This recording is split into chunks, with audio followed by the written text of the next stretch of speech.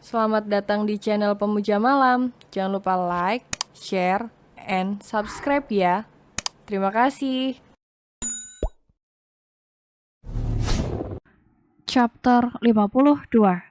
Tergantung amal perbuatan. Syahla bergegas bangkit dari kasur dan mencoba kabur, tapi Ustadz Amar sudah terlebih dulu melingkarkan tangan besarnya pada pinggang sang istri. Lalu dengan manja, Ustadz Amar menyadarkan dagunya pada bahu Syahla. Jangan pergi dulu, saya mau seperti ini sebentar. Saya mau memastikan kalau ini semua bukan mimpi.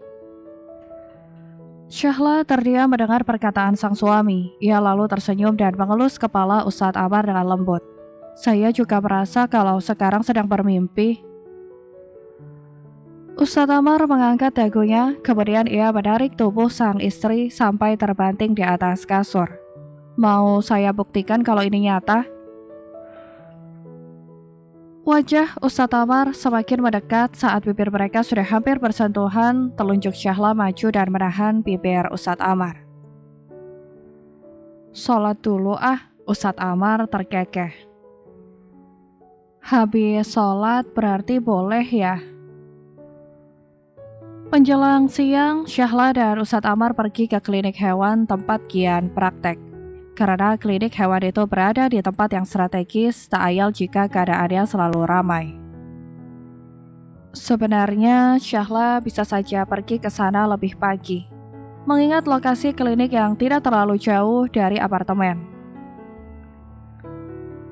Tapi, karena ulah sang suami yang menahannya untuk tetap berada di kasur, alhasil mereka baru bisa pergi setelah pukul 11 siang. Syahla melirik kesal ke arah Ustadz Amar, gara-gara suaminya itu dirinya saat ini harus mengantri untuk mengatur janji tamu dengan Gian. Untunglah Marla tidak terlalu rewel. Kucing putih itu tertidur pulas dalam gendongan sang suami. Tahu aja si Marla kalau lagi sama bapaknya. Syahla mengerucutkan bibir. Biasanya kalau sama saya baru mau masuk klinik aja udah ngereok. Kalau itu tergantung amal perbuatan sih, ledek Ustadz Amar. Marla kan sayang sama papa. Iya kan nak? Syahla mencibir. Dasar kucing gendut. Padahal selama ini yang ngasih makan kan aku. Setelah menunggu selama setengah jam, Marla akhirnya dipanggil masuk ke ruangan. Gian tersenyum sumringah menyambut kedatangan Syahla, tapi senyumnya jadi memudar saat ia melihat Marla masuk bersama Ustadz Amar. Kenapa wajah dokter masam begitu? Ustadz Amar duduk dengan santai di kursi yang sudah disediakan. Kecewa karena bukan hanya istri saya yang datang. Gian berusaha tersenyum setulus mungkin, walaupun sebenarnya dia enggan sekali. Mana mungkin saya begitu? Halo Marla, sudah lama ya kamu gak kesini? Masih ingat papa? Papa? Kering Ustadz Amar bergarut. Kenapa dokter yang jadi papanya Marla? Marla kan punya saya. Oh iya, Gian menepuk jidatnya sendiri. Suka kebiasaan soalnya. Ustadz Amar memutar bola matanya kesal. Selanjutnya, Gian memeriksa Marla dan memberikan beberapa suntikan kepada kucing itu. Marla mengeong karena kesakitan.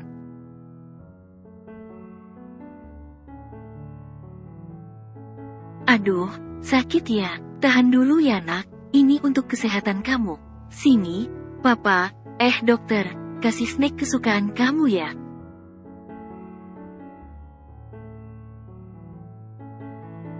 Gian menggendong Marla dengan terampil dan menyuapkan sebungkus snack kucing kepada Marla. Ustadz Amar melihat pemandangan di depannya dengan menahan kesal. Sok sekali dia, padahal kan aku bapaknya Marla.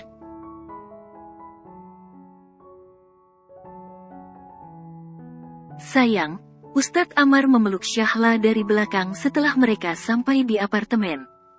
Ikut saya ke Amerika yuk.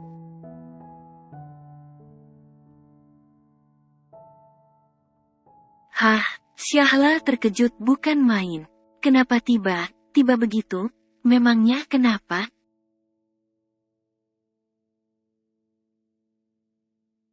Ustadz Amar menghela napas sejenak sebelum menjawab pertanyaan istrinya. Benar sih kata sang istri, keputusannya itu sangat tiba-tiba.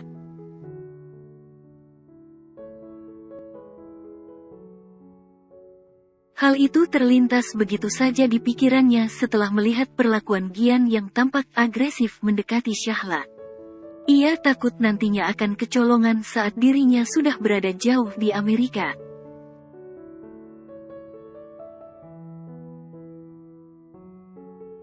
Ya nggak ada apa sih, hitung liburan.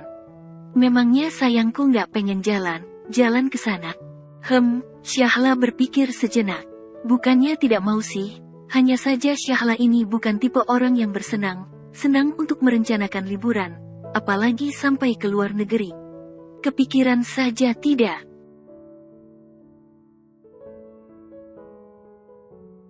Apa nggak repot, Mas? Saya kan belum pernah ke luar negeri, paspor sama visanya gimana?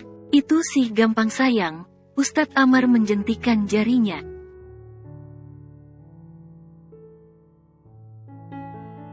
Kita tinggal buat saja, nggak usah lamalah, setidaknya sampai keluarga kamu pulang dari umroh.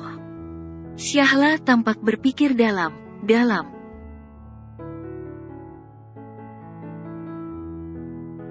Memangnya Mas di sana nggak sibuk? Katanya Mas masih ada proyek yang belum selesai. Ya nanti Mas bisa ngerjain proyek pagi, terus pulangnya nemenin kamu seharian. Kalau misalnya sayangku bosan, kan bisa jalan sendiri.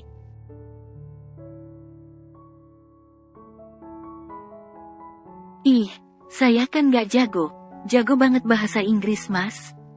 Nanti kan ada temen Mas juga yang dari Indonesia. Dia bisa temenin kamu kemana, gimana, mau ya?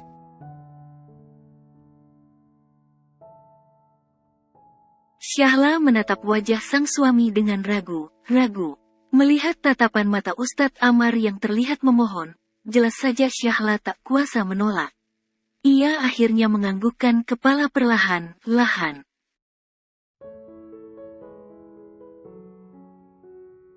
Yuhu, Ustadz Amar mengangkat kedua tangannya, membuat Syahla terperanjat kaget. Akhirnya bisa kuliah ditemenin istri?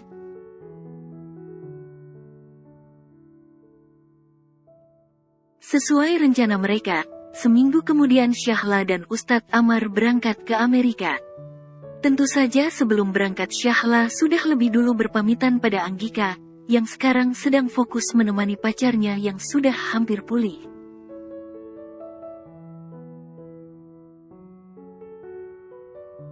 Tidak lupa, Syahla juga berpamitan pada Gian, karena sekalian dia mau menitipkan Marla pada laki itu.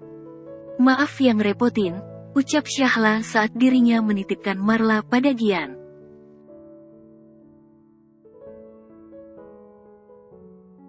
Padahal aku bisa titipkan dia di pet shop, tapi kamu malah nawarin buat jagain dia. It's okay, Gian tersenyum sambil menimang kucing itu layaknya bayi.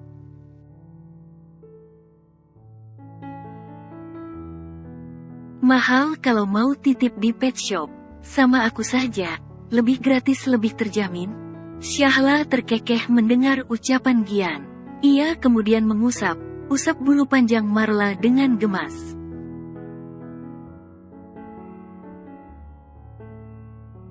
Baik di sini ya nak, Mama sama Papa mau pergi dulu. Gian melirik Syahla dengan ragu.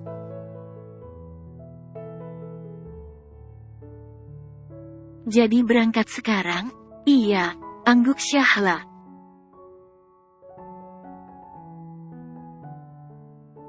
Penerbangannya siang ini, kamu mau oleh apa? Ah, nggak usah, yang penting kamu pulang dengan selamat.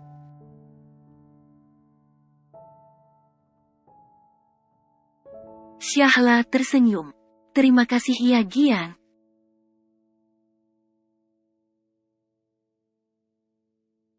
Iya sama. Sejenak, mata kedua orang itu saling bertatapan. Panggilan Ustadz Amar dari depan pintu apartemen membuat mereka terkejut.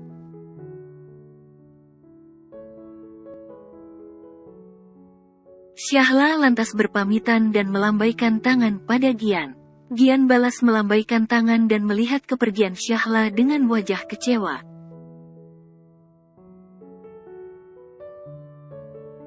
Semoga kamu selamat sampai tujuan, bisik Gian yang tak mampu ia ucapkan sedikit lebih keras. Perjalanan Syahla dan Ustadz Amar selama 18 jam pun dimulai. Selama perjalanan, Ustadz Amar benar memastikan istrinya baik-baik saja.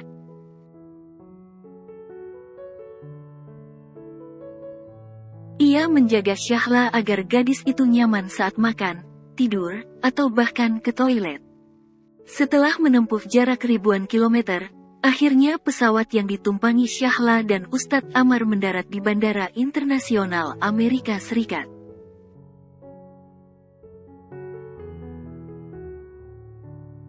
Ustadz Amar langsung menggandeng tangan Syahla dan masuk ke sebuah taksi yang memang sudah menunggu di depan bandara.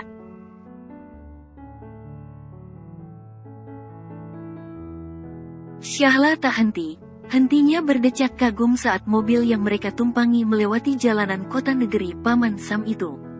Ia merasa berada di dunia lain saat ini. Lagi pula ini juga perjalanan pertamanya pergi ke luar negeri.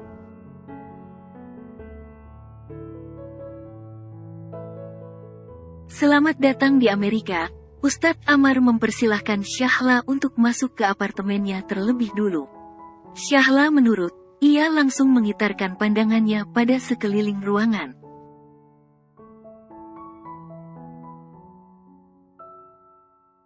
Lumayan kecil, iya, Ustadz Amar mendekati sang istri. Tapi apartemen ini termasuk murah, dan letaknya dekat dengan kampus. Jadi kalau cuma bertahan selama 3 tahun saja sih, tidak masalah.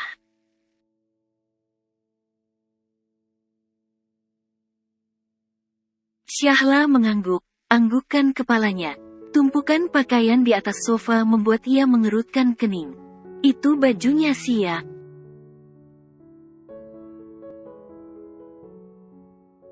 Belum sempat Syahla meneruskan ucapannya, seorang laki keluar dari dalam kamar. Wajah laki itu tampak terkejut melihat kedatangan Ustadz Amar. Syahla dan Ustadz Amar lebih terkejut lagi karena laki itu tidak memakai baju dan hanya mengenakan celana kolor pendek.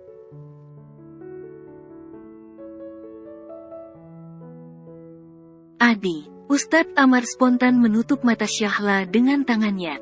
Ganti baju dulu sana, kamu menodai mata istriku.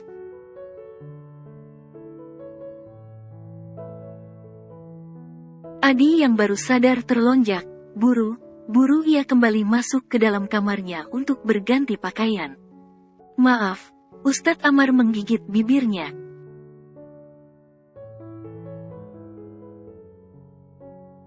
Itu Adi, teman satu rumah saya. Dia memang agak ngawur orangnya. Nggak apa-apa kok, Syahla mengalihkan pandangan.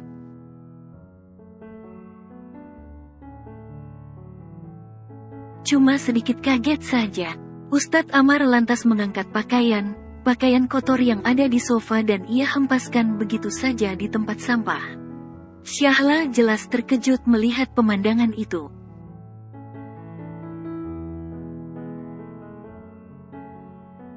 Mas, bajunya. Nggak apa-apa sayang, biar nanti dicuci sama yang punya. Kalau nggak digituin nggak bakal dicuci. Udah, sini duduk, kamu pasti capek. Ustadz Amar menepuk sofa dan mempersilahkan istrinya duduk.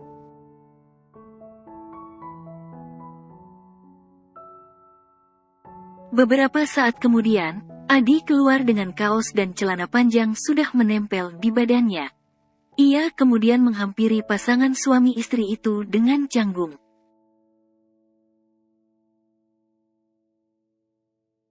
Halo, Nyonya Amar. Aku Adi, teman serumahnya Amar. Aku minta maaf karena membuat kamu terkejut di kali pertama pertemuan kita.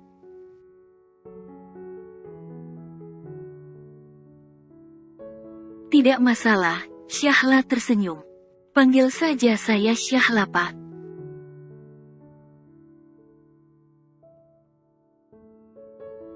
Pak, Adi merasa keberatan. Jangan Pak dong, aku nggak setua itu. Aku 3 tahun lebih muda dari suamimu. Kamu bisa panggil aku Adi, atau Abang juga boleh.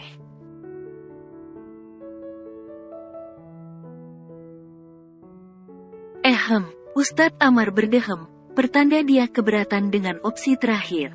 Adi meringis. Oh iya, Syahla kalau mau istirahat silahkan, kamu pasti capek kan?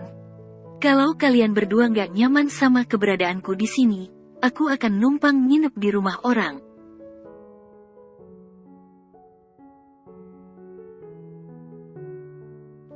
Jangan, Syahla buru mengibaskan tangan. Saya kan posisinya numpang di sini. Bang Adi tetap di sini saja. Nggak apa-apa.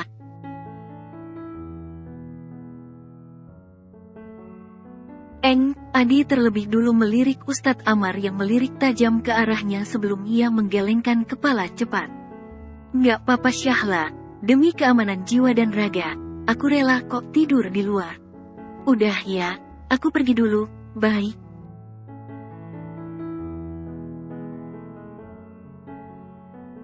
Loh, Bang Adi, mau kemana? Syahla berniat mencegah kepergian Adi, tapi Ustadz Amar sudah menariknya sehingga dia kembali duduk di atas sofa.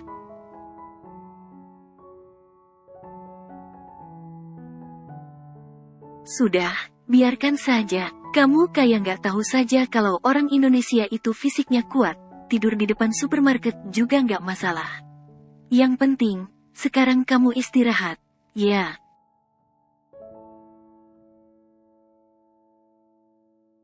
Tapi, Syahla masih mau menjawab. Tapi mengingat tubuhnya yang sudah terlampau lelah, ia akhirnya memilih diam dan menuruti suaminya saja.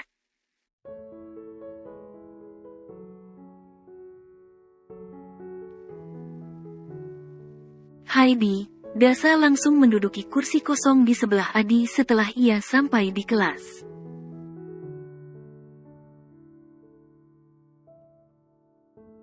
Amar belum pulang? Adi menghela napas berat.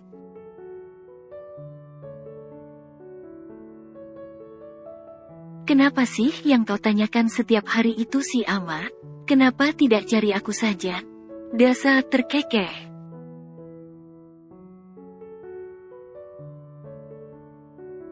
Buat apa mencari orang yang jelas? Jelas ada di depan mata, Adi. Lagi pula kan aku bertanya karena penasaran dengan progres penelitian kita.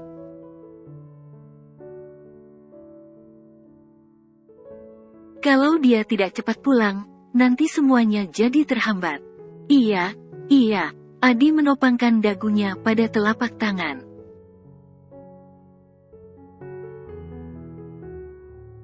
Dia sudah pulang kok. Yang benar, wajah Dasa sontak berubah cerah. Matanya berbinar-binar.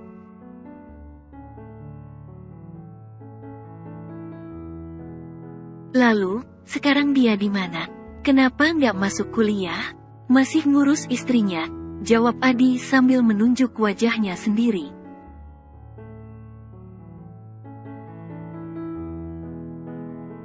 Kamu nggak lihat kantong mataku sehitam ini? Ini gara Amar yang ngusir aku dari apartemen. Istrinya, Dasa tampak berpikir sejenak.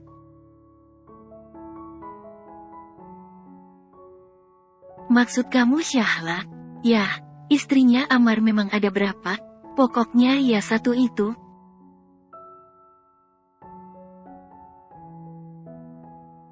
Dasa mengangguk, anggukan kepalanya. Kemudian ia tiba-tiba bangkit dari duduk. Membuat Adi mengernyitkan dahi penasaran.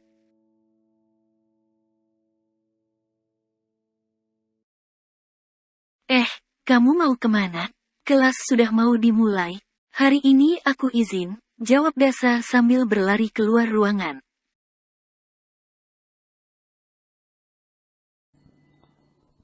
Bersambung.